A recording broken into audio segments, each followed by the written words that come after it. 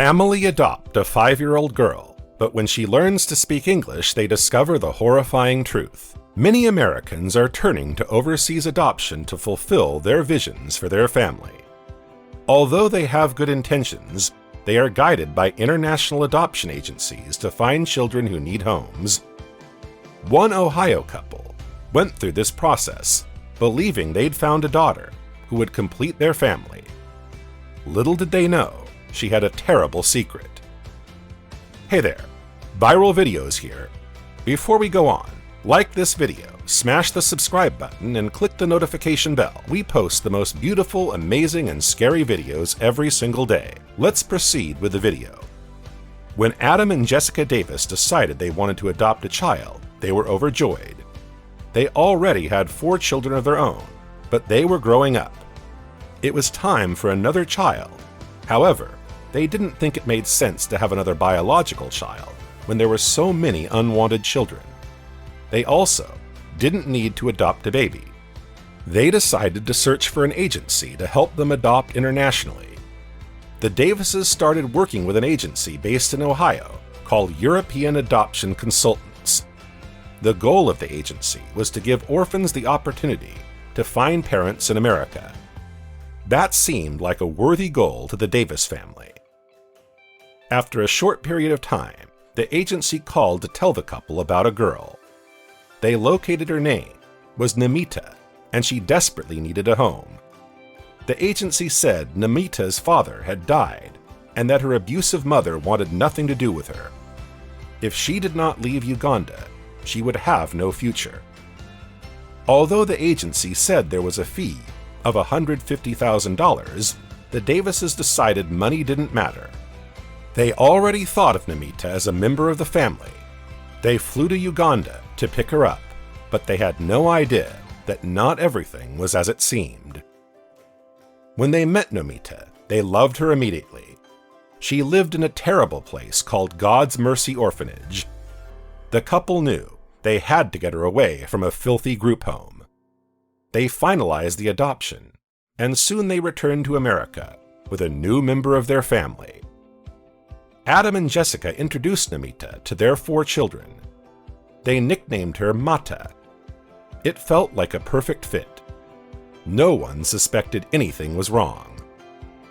Mata quickly became accustomed to life in the US. She did well in school and learned English. But as her English improved, so did her ability to communicate something big. 1 year later, Mata loved her new family, and she had much better English skills. She started referring to her old life with details that didn't make sense to Adam and Jessica. She discussed her mother, her village, her siblings, and how much she loved them. This didn't match the story about Mata's life that was in her adoption file. A horrible revelation dawned upon the couple. Namita was never an orphan. She lived with a loving family, and they'd never wanted to give her away. The family was baffled about how she ended up at the orphanage. The couple knew they needed to do something, so they called Karen Riley, an activist who reunites trafficked children with their mothers. Riley agreed that this story was, the media often ignores a prime example of a sign of trafficking, that Riley told the Davises that she'd found Namita's mother, and they immediately set up a Skype call so that she could know that Namita was okay. Namita's mother had a harrowing story. The adoption agency had pulled a common scam in international adoption. They arrived in Namita's village and started offering to match children with sponsors in the US who would take their children to America for an education. The parents believed their kids were going to school in America and would soon return. They did not know that the agency was taking custody and selling the children to unsuspecting families in the US. Adam and Jessica were in agony because they loved Mata, but she belonged with her family. They made the decision to take Mata back to her family.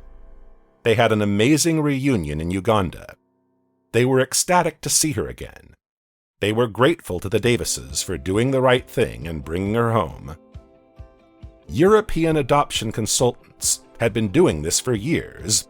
Unfortunately, most children were not returned to their homes.